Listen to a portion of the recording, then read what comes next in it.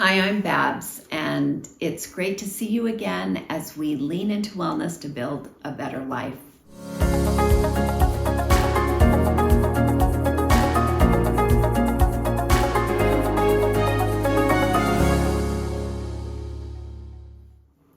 And this session, I would like to talk to you about the Western Wall in Jerusalem.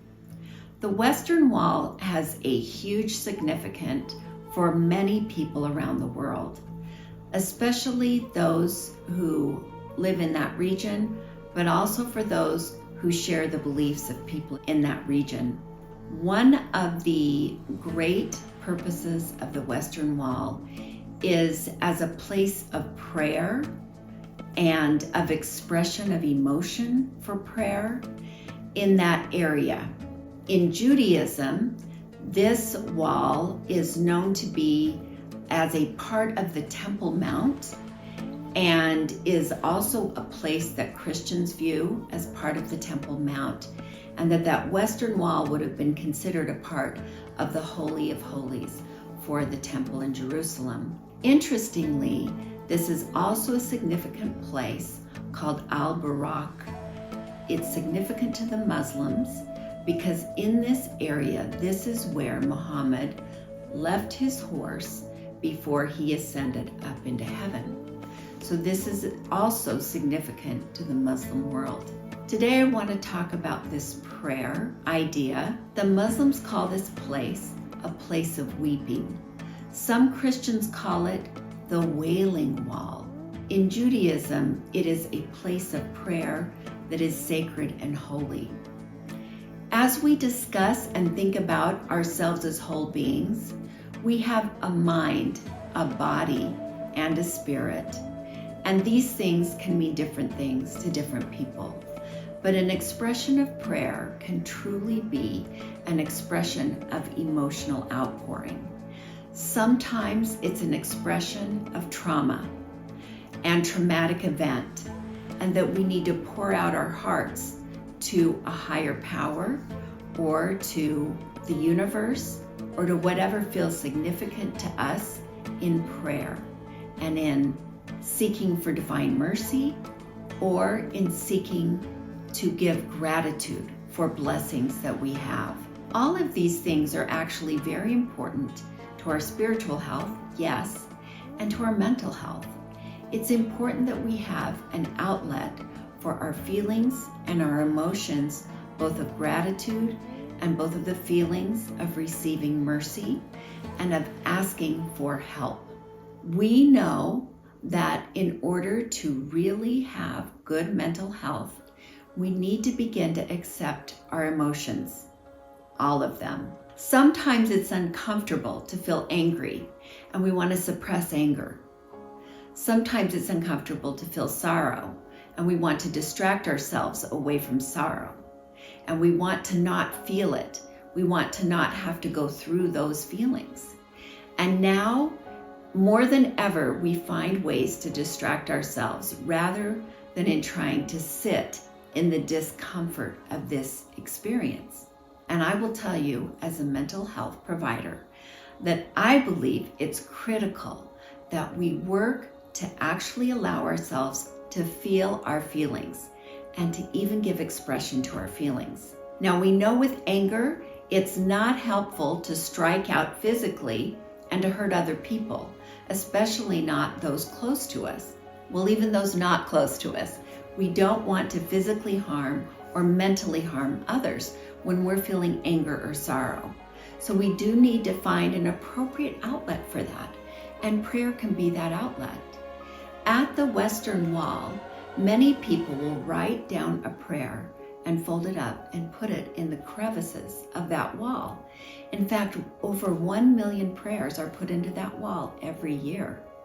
And it's an expression, it's a place of holiness for many people that help them to release that problematic feeling or to ask for divine help or to give gratitude to God or another higher power or the universe for the blessing of life or other wonderful blessings that have been given. One of the things that's also very important along with this expression of traumatic experience and in helping us have better mental health, is a delightful but difficult writing protocol that was first put into place by Dr. James Panabaker, who is a scientist that studied and continues to study writing as a protocol to reduce stress. Now, the way this writing protocol works is no cost except as a time investment and an emotional investment. But the way that the protocol works is over 4 time frames, so either 4 days in a row or maybe once a week over 4 weeks, but you don't want to spread it out longer than that.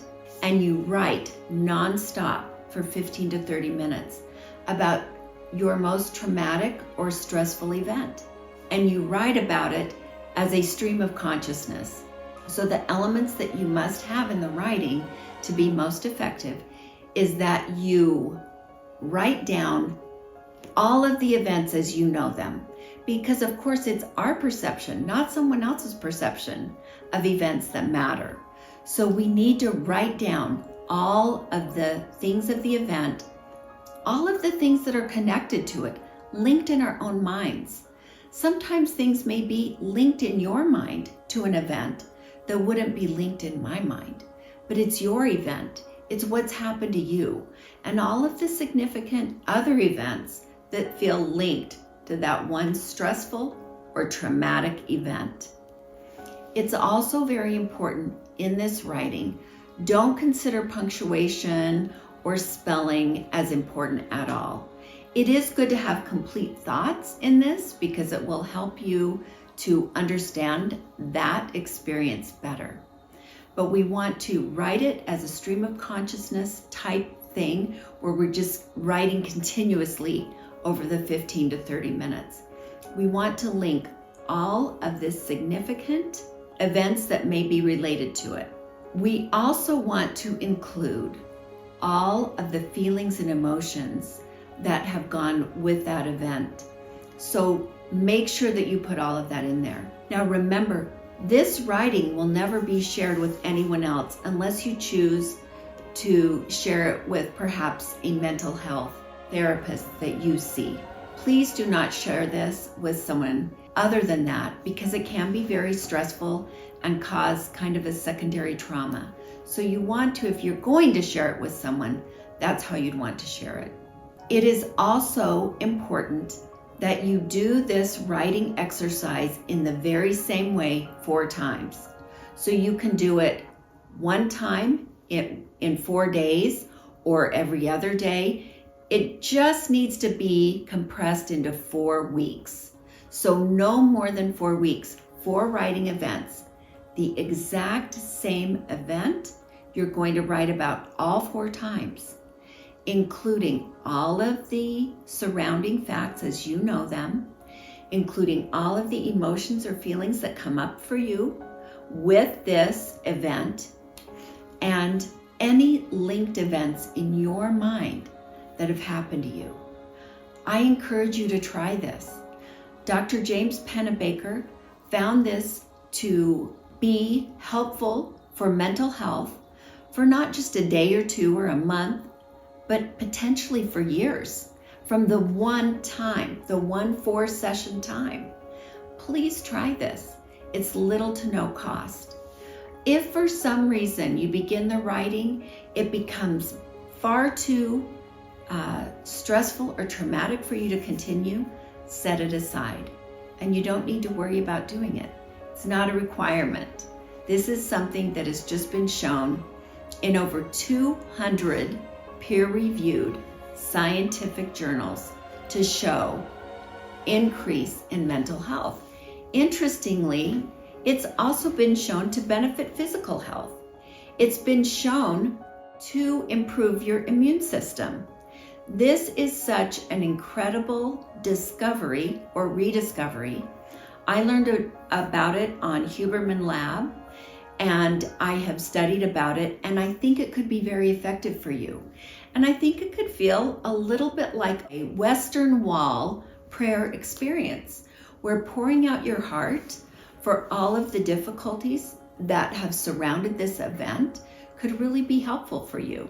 And I really encourage you to try it. Please remember, allow yourself an hour after each writing event to decompress, go for a walk, talk to your pet, talk to your friend. Just decompress after you do it. It will be stressful.